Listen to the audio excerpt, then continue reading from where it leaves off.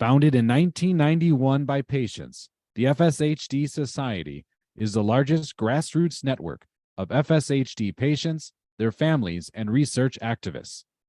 The FSHD Society offers a community of support, news, and information for the millions of people affected by FSHD worldwide. This is FSHD Society Radio.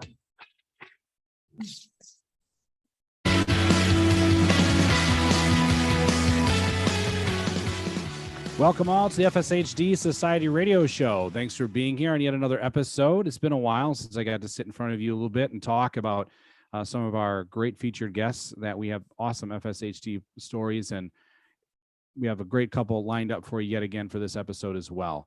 If you missed last week's episode, or I think it'll be about 2 weeks ago now, so correct me there, Lee Reynolds joined us and we talked a little bit about PACT and all the other things that are happening with the FSHD Society. So if you missed that, that is available at fshdsociety.org, as well as their YouTube channels and Facebook and whatnot. You can also find all our episodes of podcasts anywhere you find podcasts, and that's Spotify and Google Podcasts, and you name it. You can find us. Just search FSHD Society or FSHD Society Radio. Special thank you, of course, is to Perkin Elmer and Fulcrum. They are our big sponsors of this show. They help fuel what this is. They also helped a lot of impact and great event that we had down in Florida when we did the Connect conference, and we broadcasted from there. That was an exceptional time. Had a blast. At the end of the show, I'll touch a little bit on my experience of that. But first, we really want to bring in the people that we're here to talk to today. And that is Claire Szabo and Lou Casella. They are a married couple. They have been married for about 15 years. They've known each other for 17. And they have a great kind of a couple FSHD story to share with us, as we get a great perspective here from someone that has FSHD and someone that's helping in the caregiver side of it, kind of getting two perspectives in one show, which might be one of the first times we've really done this. And I'm excited to hear their story, and we welcome them now. So welcome, Claire. Welcome, Lou. How are you guys doing? Thanks for being here, spending some time with us. Hi there. Hi, it's our pleasure. So you guys are located in sunny Arizona. Is that right? Yes. Yes. Can't tell, yeah, go ahead. you can't tell by my tan? Well, I would have said, possibly Florida, definitely. I don't know if is there a difference between an Arizona tan and a Florida one? Not that I know of. So why don't we start where I really like starting with when we have people sitting down and telling us about themselves, is, somewhat at the beginning, but for the people that are on this show, we love hearing about the FSHD story. Maybe a little bit, Claire, if you can, take us back to when you first found out you were diagnosed, and how old were you when you were diagnosed? Do you recall? 18. Wow. Mm-hmm. And when did it kind of manifest a little more serious for you, when you realized it was? Well, until I was about 48, 49. And then that 50-year-old mark, bam, it hit pretty hard. I'm going to have Lou do some more talking about it. Mm-hmm. It's challenging for Claire to talk periods of time. So when she can interject, she will. Otherwise. Sure. That sounds good. Yeah, that sounds like a good plan. When I met Claire 17 years ago, she had it, but the only visible parts were in her body shape, or sloped shoulders, belly. Of course, I fell in love. But there was no outside, there was no indication that this was going to get to the point it's at today. We were doing a lot of yoga. Yeah, and we were doing, Claire was doing a lot of yoga. I was a yoga teacher. She came to my studio, and that's, we met and we hiked. In Connecticut is where we met. We hiked Bear Mountain, several other places, and with challenges only in that we had to walk up a mountain, but other than that, she did absolutely fantastic. So, Uh, so when you met her, you were fairly active then together. And did you find that that like yoga helped? Totally. yeah. Yeah, I had been teaching yoga for about 3 years at that point. And Claire came into the class, and I could see that there was things going on, and I started to assist her in the class, adjust her, etc. And from that touching, I think that's what brought on our relationship. Mhm. After she left Connecticut and went back to Portland where she lived, and then flew 3,000 miles for my first date with her. Oh my gosh. Yeah. I What made did it, you, yeah, go ahead. I made it worth his while.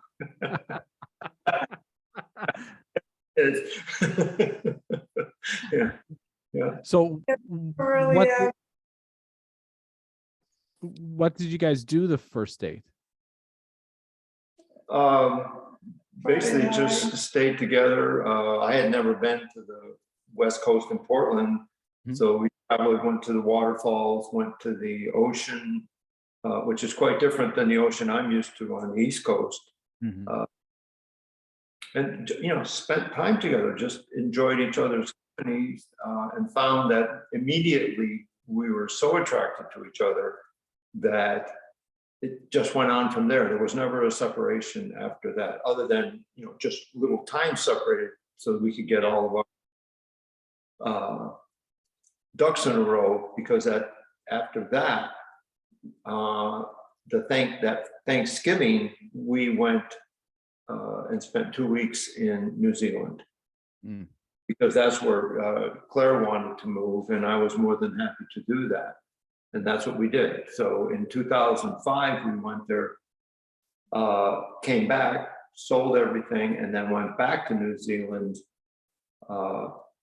and designed, built, opened, and ran 3 yoga studios in 3 different cities. and I'd say our clientele were really impressed by me working with muscular dystrophy in a leadership capacity. Yeah. And Claire's very, very flexible. She has been in yoga competitions, which of course, that's I guess an oxymoron. It's not, not supposed to be any competition in yoga, but she was involved in that and she did very well, but her flexibility was amazing. And my flexibility comes into play because we taught hot yoga, and I was teaching a lot of classes a week in a hot room, and we taught 3 different forms of yoga: hot yoga, power vinyasa, and yin. And they were we were very, very popular studios. So, And this is all on the website. You can read about it under reflections. yeah. That's a good plug, Claire. Yes. If you want to know more about this power couple, that's what I'm going to call you, just so you know. The Red Scooter Diaries.com. I've definitely browsed through it quite a bit. A lot of great things in there, people. Good inspirational stories. There's one area called Reflections. I really kind of implore you to look at that. Then they have a recent post that it was just done on July 3rd, actually. Here it's a video short. It's about aqua therapy for muscular dystrophy. Would you guys mind talking about that? We try to put posts about the whole journey, not just where you go on a scooter, but where you go anywhere with this, because this disease, it's a journey every day, and it can take you all kinds of amazing places. And for that last post, it's something we've been meaning to do for a long time. But in it, we videoed us doing aqua therapy, which is why we moved to Arizona, to get into the outdoor pool on a very, very regular basis. And we thought, why don't we share what we're doing with others with FSHD? Because it's the pool, like the scooter, is my happy place. I'm flexible, I'm moving, I'm grooving, I'm talking with people. I'll let Lou tell you more. Tell me, got over 2,000. aquatherapy videos, Claire got over 2,000 views, Wow. which was amazing. all around the world. Yeah, and some of the things you see in there, that attachments to the side of the pool and stuff, I created those because the pool's not set up for handicap, so nothing for her to hold on to, and she couldn't lift her arms up to hold on to the edge of the pool. So I created what you see in there, a rope with a Yes. plastic pipe and all that. So that I designed and created for her so that it would be, so she could stand. And the water, pretty much 60% of her weight. So she can walk in the water. With my assistance, she does the crawl stroke. She does backstroke. Does a lot of leg work of, what do you call them? Extend, No, when I push you down. Oh, dunking. dunking. Well, that's And cool. also breath work. The other thing great about the pool is that there's pressure from the water on her chest. So her ability to talk is a lot easier. That can be a pro or a con depending on the day. Is that then why you get dunked? Yeah. And I hold her down. Coming up. That is fascinating that you say that about the water, because my neurologist mentioned that to me. You know, try to find water therapy, join a gym with a pool, preferably even one with a current pool, might help. It does. I can't recommend it enough. Yeah. Get water and move and groove. You got to use it or lose it. Right. And that is the absolute truth of it. And on that page that we were talking about, yeah, there is pictures of the pool you guys are in, and some of those adaptions, which are great. I think FSHD people and our families that help us are master adapters. And yeah, there's great whole body workouts are listed, leg workouts, hip workouts, breath and body work. I mean, this is like, I mean, this is perfect. You're looking to get into this, people. This is maybe the source, in my opinion, to go right now. So this is fascinating. It is literally years in the making. We've been doing it for 4 years now. We thought at the time that we videoed them, and my caregivers did the videos, and we loaded them up to the site. Mm-hmm. I That's lost. perfect. Gosh. Yeah. Liz is a great aquatherapist. Mm-hmm. He really took great care of me in the water, just like he did in the yoga classes. He's a good master of how the body mechanics operate. And he's a great giver. I was a really good yoga teacher too. So was So we had our studios held about 45 people, and we used to have to turn people away. Oh my gosh. Yeah, we had 33 classes a week in the studios. So Holy you have cow. seen, you think you can't teach yoga, think again. You can have very successful studios. Oh yeah. Yeah. Wow. Wow. Yoga helped a lot. Yeah. And I think it retarded the yoga for many years. And I wrote about this under Reflections, under the backstory growing up with muscular dystrophy. You see me in a great yoga pose. Mm-hmm. As Claire growing up, though, when she went to doctors, the doctors would tell her not to move. Mm-hmm. And I said, that doesn't make any sense to me. How's it going? And I talked about this in the article. That was the 80s. And I'm glad I took my own inner body and said, just do what you can while you can. And I think that's made all the difference. Right. So that as parents, just keep moving them consciously and mindfully and enjoy the ride as long as you can. And as the conditions worsen, you change, you adapt to what you can and cannot do. Just like in yoga, you adapt as you get older. Headstands aren't good for you.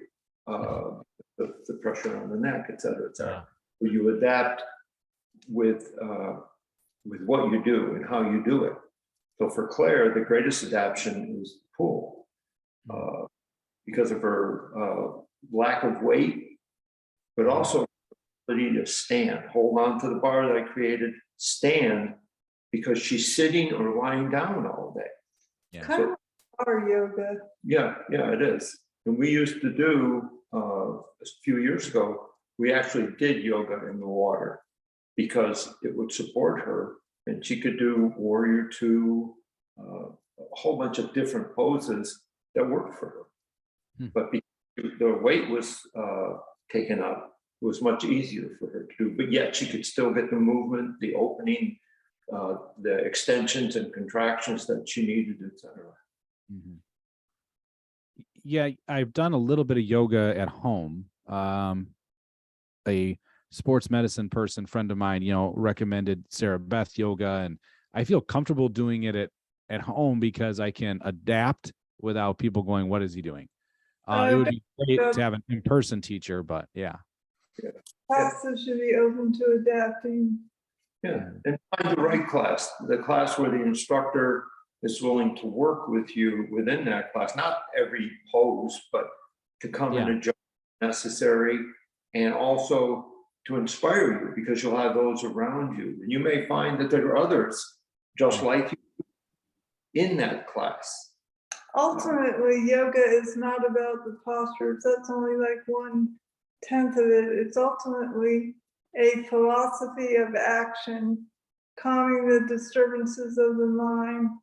The greatest yoga I'm doing is right now as I deal with the progression of the disease, learning to stay calm and find my equilibrium. You got to constantly adapt to move forward. And that's ultimately what yoga is. And I have a book about that. Do you want to tell them about yoga? Claire wrote a book several years ago called Shakespeare's Yoga. She took the first part of the Ashtanga, which is the 8-limb path, and she used that and compared that, because she's also a Shakespearean actor, took some of Shakespeare's plays and used these 5 pieces from the first part of the Ashtanga, and she related them to the teachings that Shakespeare taught in his plays. I don't want to all that, but if you get the book, it's called Shakespeare's Yoga. It's a very, very inspirational book. And I talk about my journey with FSHD in the book, because I've had to learn to adapt my community, my practices, my way of thinking, and that's all about what yoga is. Just like Shakespeare says, nothing's good or bad, but thinking makes it so. So how are you going to think about your life every day as you progress? It's all up to you. Yeah, you've definitely touched on the mindfulness side then of what this disease can do. They touched on that a little bit. They had a workshop down in Florida for the Connect conference, and part of it was some mindfulness, meditation type work. And one question I do ask a lot of people when I get the great honor to interview them is, what affects you more within the disease? Is it the physical or the emotional? I'd say at this point, emotional. The physical is constant death, and it doesn't hurt per se. The emotion, you're constantly having to adjust to loss and learning to find the lessons within the loss. You have to bend your focus constantly on, okay, I'm learning about patience, I'm learning about forgiveness, I'm learning about all kinds of, I'm learning about the human condition in a very deep and mysterious way. How about you, Lou? How would kind of you answer it from your perspective with FSHD? The physical versus the emotional side, even from yourself. For me? Yeah. Uh, From like your perspective as just someone that's witnessing it, from your point of view, I'm sure it it's bothers you to some degree too. it's very satisfying to be a caregiver. It's also emotionally challenging. There's a lot of frustration at times because I'm a man and I was in construction for 43 years and I want to fix it. And I can't. Yeah. And that's the hardest part in the world is I cannot fix it. And that's one of our kind of frictions between us is I try to fix it and she doesn't want to be fixed. She just wants me to listen. So, but she wants to be fixed, but Right. I am not going. I'm just looking for an empathetic ear. Yeah, she's looking for compassion, empathy, hug, basically saying, I'm here for you. And that's the biggest one. I'm here for you.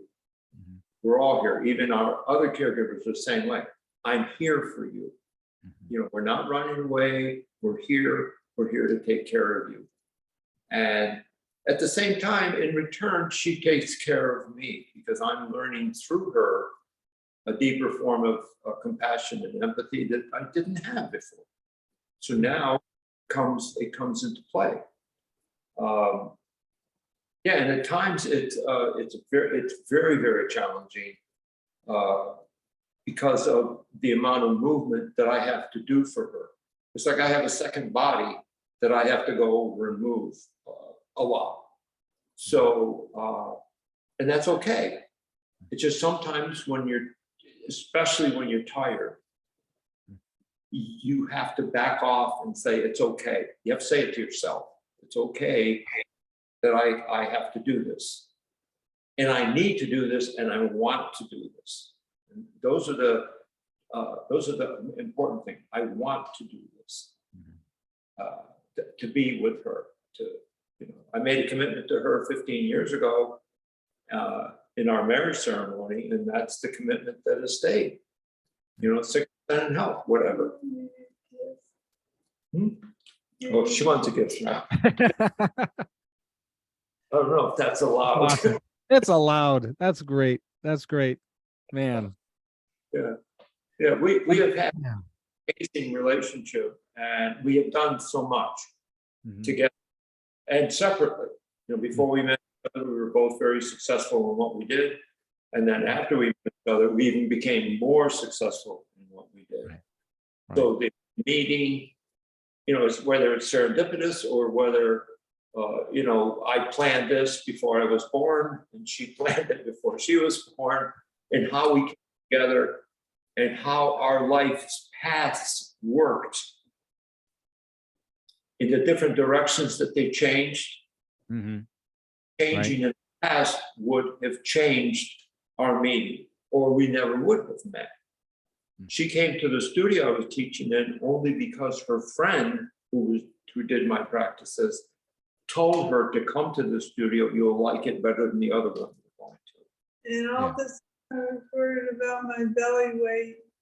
And that was the thing that attracted him too. Wow. Her whole being. I mean, she's a beautiful woman with a fabulous body, a gorgeous face. It's a woman who's 57 that looks 30. Her skin is the texture of He's cream. looking for another kiss. Everybody, the people that we meet at the pool, we have a lot of friends here. The people that we meet at the pool compliment her constantly on her hair, how young she looks, her skin, the texture of her skin. I think that's the most important. It's the texture of her skin. They look at her and say, "Oh my God, Claire, you have such amazing skin." Well, she takes care of herself. But the caregivers, of course, assist her. After the pool, shower and creams, so that. But I know a lot of it is the FSHD that changes the skin. So I explained it to him. I badly treated my wrinkles. Yeah, it sounds like that there's a lot of self-care, and the fact that I think then there has to be some self-love there to take care of yourselves, but the fact that you take care of each other so well, it's very evident. I didn't know of you as a couple up until researching for this show, and haven't sat down to talk to you prior to this. And it's very evident to me how much you both are in love with each other. Yeah. That's been noticeable for 17 years. Right. Absolutely. Absolutely. And our classes used to say, my God, you guys are so in love. Everything is possible. Yeah. So you also have done, you mentioned earlier that you would do some hiking and things, in your early days in your relationship. And then as that's evolved, hiking is not the option for Claire, but is that kind of when the red, scooter kind of took effect, and hence then the name of the website and everything that's built off of that? Correct. Yeah. Yeah. I love nature. I find it a great healer. And to get on the scooter and be able to get out and about and look at the world, it's great, great therapy. Even if I didn't have muscular dystrophy, I recommend getting a scooter. Yeah. It's a lot of fun. And I hear guys saying, "Oh, I don't want to," like, dude, it's a total chick magnet. Well, it is. It's like a red sports car, so if a guy, drove that, right? I mean, it is a nice scooter. And I, for one, it's kind of, I dabbled in medical equipment for a while, and I've seen some very cool power equipment scooters being aligned definitely that have capability. They're so snazzy. Mm. The van that I have to transport it, I have a Dodge Grand Caravan, and the seats fold down flat into the floor, so it's a flat surface in the back. So I put a piece of plywood down and modified it, and Nice. the scooter fits behind the passenger seat to the back of the van. So it's about 54 inches, and aluminum ramp that we loaded and unloaded with. And this So is on the website. So go somewhere, I take my bike, she takes, it's a pedal bike, it's an electric bike. Not yet, anyway. We take the scooter, and we have traveled to so many places, Zion, Grand Canyon, gone down to Tucson to ride the trails there. And Tucson has one trail that's 50 miles around. And we do it, so we'll do it in 5 to 8 mile sections, where we go 8 miles, come back 8 miles, then pick it up at the next parking lot where we ended. Grand Canyon is set up with handicap accessibility. You can ride the rim, not all of it, some of it is restricted, not even for bicycles. But you can ride the rim on the south rim. You can ride, but there's also a section where only buses are allowed, that when you have a handicap certificate from the government or a card, an access pass, they give you the code to the gate, so that you can take your car in there and go in and ride with basically no traffic, other than people who are physically challenged. Zion is the same way. Zion has a wonderful 7-mile long road that's only accessible for the Zion Lodge and physically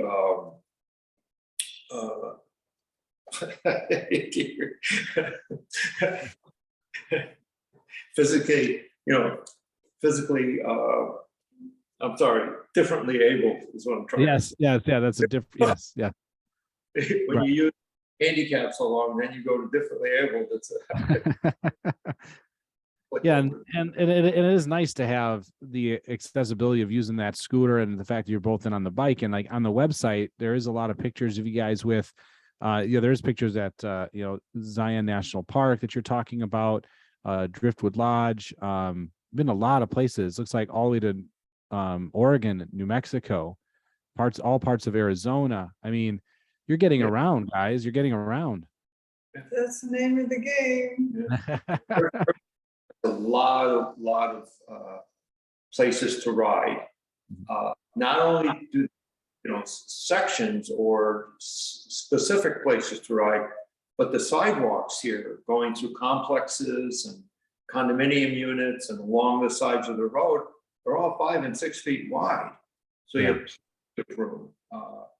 And some are hilly and some are not. And Claire loves to ride towards the hills, so we go. When the weather gets cooler, we can't ride in this kind of heat. It's ridiculous. Right, it's a little intense. Yeah.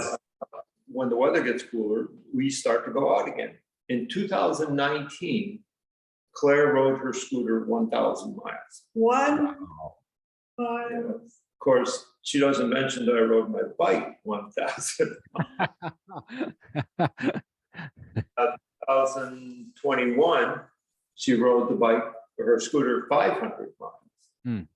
And at one point, she was able to go out, when we first moved down here, she was able to go out on her own on the scooter. But Okay. I'm not allowed anymore, so I'm always, when she goes on a scooter, I'm with her. Yeah. Because if she has Not allowed. difficulty turning, then I just stop and help her turn, and then we go on. So We keep going. Yeah. So you're always side by side. Red Scooter Diaries is obviously about getting out and about on the scooter. That's the outer journey. But the diary really makes it up into the inner journey as well. There's all kinds of stuff you got to process. And while you're out on the scooter looking at nature, it gives you time to really therapeutically process what's going on in life and what's going on in your body, and gives you a better perspective of the big picture. We're all a part of nature and taking it 1 mile at a time. Yeah. Yeah. yeah. So how has been the response from people, like when you meet them? I know there's a lot of pictures of people you've kind of intersected with, so to speak, and kind of met along the way. How has some of the reaction been, having this Red Scooter Diaries website, and how has the community responded? What kind of response, I guess, have you gotten from people? Really supportive and positive. I mean, the scooter is a complete magnet. I love to see you on it, and they love to wave and like to give you the thumbs up, keep going, and I beep beep beep beep button. So it's become our tagline, beep beep. It's a wonderful piece of equipment that you should avail yourself without any hesitation. We have. Go ahead. Claire has a scooter. It's made by Pride. It's called the Pursuit. It's a medium-sized scooter. It's not the biggest one that they make. It's the medium size, and it's absolutely perfect for her. Very low maintenance. You have to replace batteries every once in a while. And it's not cheap, but it's Right. well worth what you pay for it. You don't want to buy one with the small wheels because it doesn't function as well. You need a bigger 8-inch or more wheels on it. So. Okay. And top tips for buying a scooter are on the website. I'm telling you, the website covers everything. It does. It covers everything. I'm glad you brought that up too. Yeah, it comes up. I mean, tips of what kind of scooter to get. But I've heard this sometimes from people that I've had conversations with that have the disease. And granted, they're not at the point that they need the power equipment, or they're maybe on the cusp. They're almost fighting it, almost resisting it. Like they feel like it's almost like a point of failure, or a of like, oh, this is like me acknowledging this disease is getting worse. What do you say to that, train of mind? That's what I'm saying. It's a lot of fun. Even if I didn't have muscular dystrophy, I'd get on the scooter. On the cusp. And even the woman said, people wait too late. It's so fun. Just get one and get going. The world is so wonderful. There's a lot to see. And the idea is to move. What's the phrase? There's nobility in mobility. Can you repeat that? There you go. mobility and mobility. And it doesn't matter if you're walking or crawling or using a walker or a scooter, you're moving. Mm. As long as you can. Yeah. And it's great to get the scooter before you get to that point, because you have the opportunity to practice on it. So you know, you bonded with it, and now as you find that you can do less, you're already you're ready to go. It's not like jumping on it when I can't move anything. Right. And we do the walk and roll with the scooter, Red Scooter Riders. And yeah, I cannot emphasize it enough. I've often heard people, I'm sorry, I'm getting tired. Yeah. No, it's all right. Yeah, I'm glad that you had a nice segue there, Claire. You should do this podcast sometimes when you can. Maybe, but just small little segments, I think is what I would recommend. But you can put that on the Red Scooter Diaries. That's a good segue to this part. And that is that you have the Red Scooter Riders, and you put that together for the walk and roll event. It is your team. So people you were looking to donate to a team, I think that maybe is the direction, especially if you're out there in Arizona. There's Arizona chapter out there as well. Tell us a little bit about how you guys coordinate with the Arizona FSHD Society chapter and how your Red Scooter Rider team kind of came about and how it's going. It's a pop-up event. I work with Allie, it's ROETS. I'm not quite sure how to pronounce her last name. Yeah, Rotes. Yes. Yeah, I believe that's how, we've had her on a couple of times. Yeah, she's great. Yeah, so together, she put our pop-up event on the site, and it's there already for this year. And last year, about 23 people from the neighborhood. We just had a ceremonial walk around the block, but we raised over $6,200. Wow, that's pretty good just for a walk around the block. That's a lot of money raised for that. That's awesome. That's well done. This year. Yeah. Yeah, we got the site up. Please donate to our team. Yeah, absolutely. Buy the donuts and dog biscuits. So. Now, Lou, do you do the walking part of the walk and roll, or do you get on your bike and do some rolling? It's about a half a mile. 1.5 miles you're walking. Okay. I said no.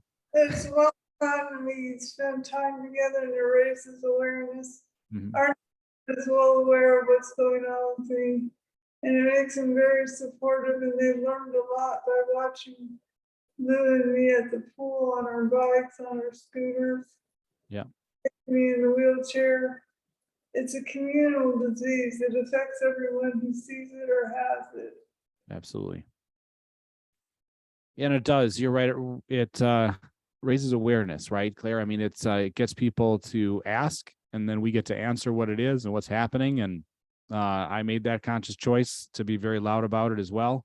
And that's why I'm, love doing the podcast and meeting people such as yourselves, and which kind of leads me to, this area of questioning is, advice. There's maybe people, and this I think goes to both of you, because we're seeing both perspectives. Someone with the disease, someone that is a caregiver, and that loves somebody with that.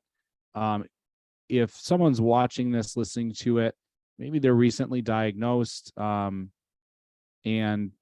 they have someone close in their family, a partner in their life that is going to be with them, like you guys. What would be the advice that you would give them going forward, those first couple steps into this? Well, it's a getting used to process. So if the person is just starting to get into the immobility and the other pieces of muscular dystrophy that occur, the lack of movement, etc., start to work.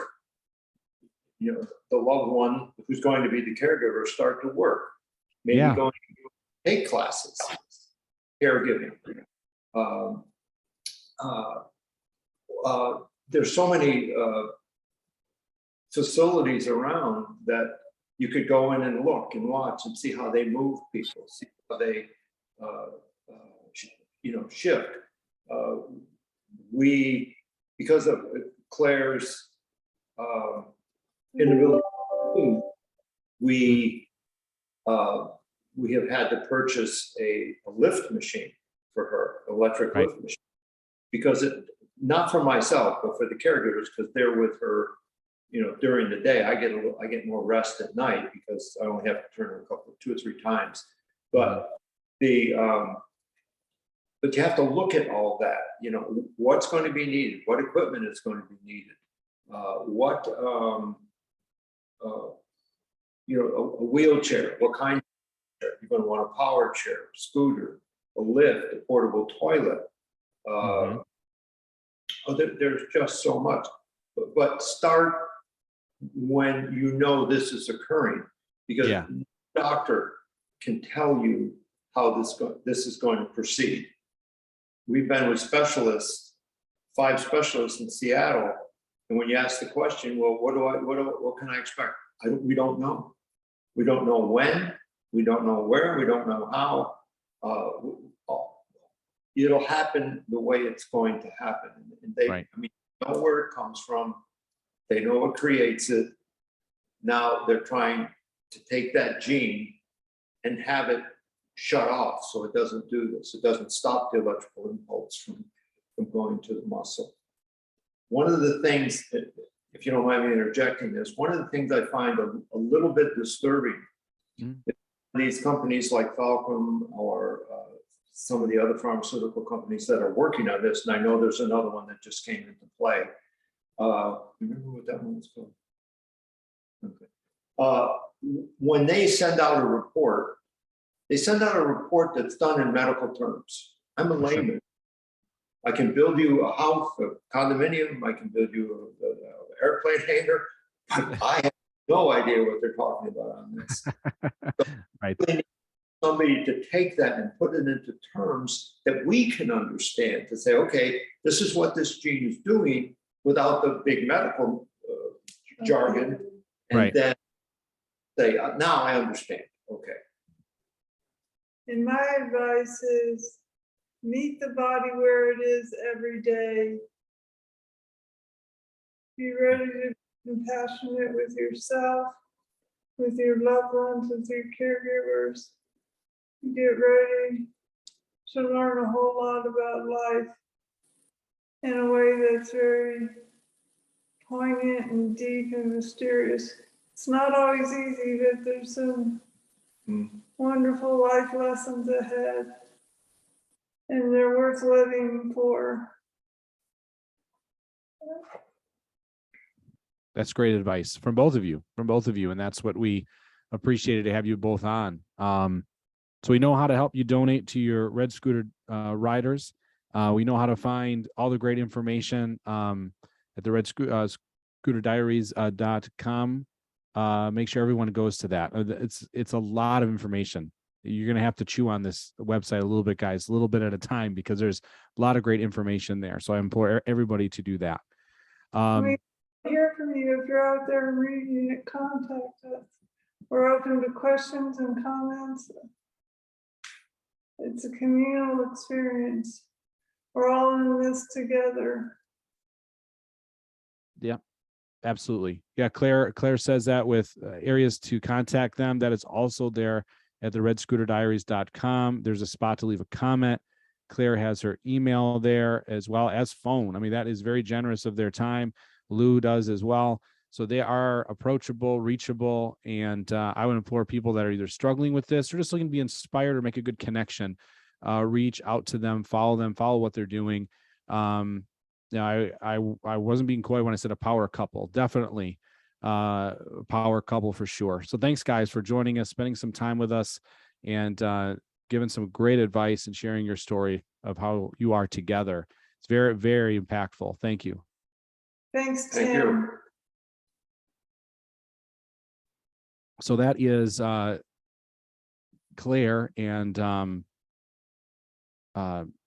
Lou. I'm just kind of taken aback that it is just that kind of an inspirational story that they have, because I mean, it's just amazing what they're doing as a couple. So I'm going to take a quick pause, and we're going to regroup.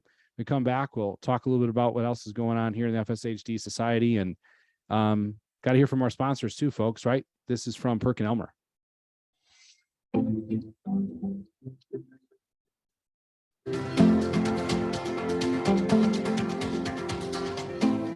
Today's FSHD Society radio show podcast is brought to you by Perkin Elmer Genomics. Perkin Elmer Genomics, a global leader in genetic and genomic testing, knows that getting a diagnosis matters. That's why Perkin Elmer Genomics offers a comprehensive portfolio of test options to answer the complex medical questions that will inform care decisions and provide patients and their families with the best possible outcomes. Using the newest and most innovative technologies coupled with expert genomic interpretation, Perkin Elmer Genomics provides diagnostic solutions for a range of conditions, from broad approaches such as whole exome and whole genome sequencing for rare disorders, to target gene testing for neuromuscular disorders including FSHD type 1 and type 2 and Duchenne's muscular dystrophy. Talk to your healthcare provider about exploring the testing options available through Perkin Elmer Genomics and visit us at PerkinElmerGenomics.com. Perkin Elmer Genomics, radically rethinking genomics.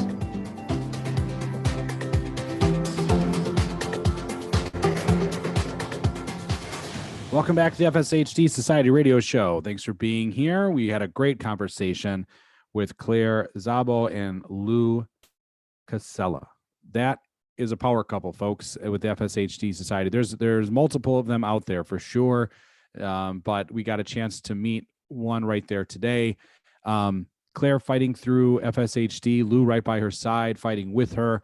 That is inspirational for sure. A couple key words that kind of came out of what Claire was talking about when she was talking about bend your focus. Meet your body every day. Put passion in your day with your caregivers, your loved ones, your family. She's definitely someone that seems to be seeing the glass, half full or more than the other way. Not much of a pessimist. I'm sure she has her moments, and I think we all do. And coming on the show, it was definitely difficult. I knew it was going to be a challenge. They mentioned it in our pre-conversations and emails back and forth that with the difficulty of talking for long periods of time. And she met that challenge today to bring some great information and advice to all of you out there. I love Lou's energy. I love the fact that he is all in on fighting this disease with her. That is massively inspirational to me. Something that I'm going to think about a long time. And I'm glad that I could meet them today. And that's really selfishly why I love this show and this opportunity to meet these great people. I love Hot Off the Press and those episodes. Don't get me wrong. Those are great. But these are really why I signed up to try to bring this podcast forward, 7 years ago when we started it. And there's other FSHD podcasts out there. And I implore you to listen to them and enjoy those as well. And some are very science-based and some are very, let's talk about DUX4 and these things. And of course, that's valuable. Of course it is. But like Lou mentioned, he was talking about, when Fulcrum or other companies, blurt out their medical report on a certain drug. I'm kind of with them to some degree, and I love Fulcrum. Don't get me wrong. They're doing great work. It is tough to digest, and it's tougher for me to digest it when it's just another show only talking about that, which is why it's very important to me that we bring these kinds of stories and these kinds of people to the forefront and talk about the disease and how it affects people, not just the science of what's going on. Being our own advocate, saying we need a cure, and these are some of the reasons why. We need one for Lou and Claire. That's what we need. And how can we do that? Well, we can help by being a part of the walk and roll. You can help by donating to the Red Scooter Riders. Go ahead. Even if you're starting your own team, why can't you disperse a little bit of love and support a couple different directions? We are going to have that walk and roll day in September. I believe it's going to be, and I'm scrambling, of course, always change the calendar to make sure I'm up to date. But this year, I believe it's the 17th is when we're going to do the airing of the walk and roll event. And it is. And we're going to start in the morning and we're going to go from one place to the next. All these walk and rolls are happening. And we're going to broadcast through that and touch base with all these groups. And that's a great time for you to get involved, even on a simplest way. I mean, I got involved last year doing a team. It took me just a matter of minutes to create one. They make it so easy. So support, so you can help people like Claire and Lou. And their relationship is strong, I think, despite FSHD, or maybe even because of it. Lou has stepped up. Claire has stepped up for each other. And that, to me, is really what marriage, commitment to each other is all about. So really awesome to have them on. There's not enough I can say positively with that. So, oh, man. So the next show is going to be coming up is, well, there's a lot of events coming up between when we're airing this one here. This is the 9th of August. You got the Bay Area chapter meeting coming up. You got early on-site parent roundtables coming up on the 16th, Florida chapter meeting. You have the FSHD University resilience and FSHD. That's going to be amazing. There's a UPIN Family Day at the Aquarium. Oh, man, we got to check that out, 10 a.m. to 4. Check all that out at fshdsociety.org. We got the Virginia chapter meeting. That's going to be virtual on the 23rd. So all those people there hanging out, getting together. Then we'll have our next hot off the press. I'm not sure totally what it's going to be about, but because the walk and roll is right around the corner, I'd expect that we're going to have a guest lined up, or at least talk about that as well, and how you can get more involved. So many things going on. The FSHD Society. Lastly, before I go, really a special thank you. This is my time to say thank you to all those that I got to meet in Florida. FSHD Society rolled out the red carpet, not just for me and my family that we got to go down there and attend, but also for everybody else that was there. I thought the event was phenomenal.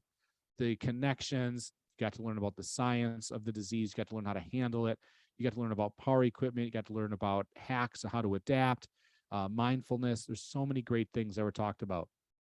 Great scientists coming together, talking about the disease and telling us what's on the brink. What are we working towards? FSHD Society talking about how we can get involved as patients.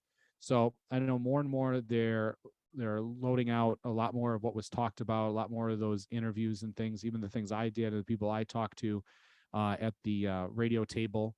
I could not believe the amazing people I met. A gentleman from Spain I got to interview. Someone from Fulcrum sat down with me. All these people from different areas of the world that I got to meet. It was really a great event. I'd like to say once in a lifetime, but in a couple of years they're going to do it again, and I hope I get invited back to air it again. So, all because of this great community and the great people of the FSHD Society. So, thank you all for that support. So, lastly, we're going to close up shop here by playing our last ad. That's we got to always thank. We thanked Perk and Elmer. We'll thank Fulcrum as well for sponsoring this show. Optum is going to be the big sponsor for the walk and roll, one of the main sponsors. So check them out as well. So thanks again, guys, for spending some time with me today. This has been the FSHD Society Radio Show.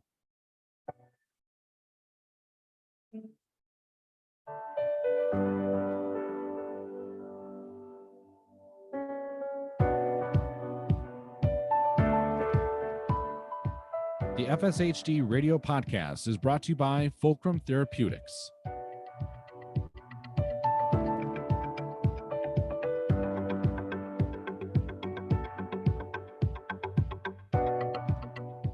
Fulcrum Therapeutics is a proud sponsor of the FSHD Radio Podcast. The team at Fulcrum is working to develop innovative therapies targeting the root causes of genetic diseases, including FSHD.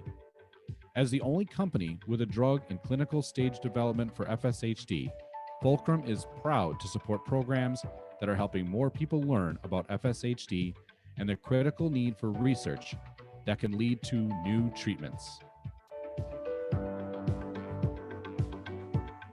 For information and updates about Fulcrum, visit their website at fulcrumtx.com. You can also connect with them on LinkedIn or follow them on Facebook, Twitter, and Instagram.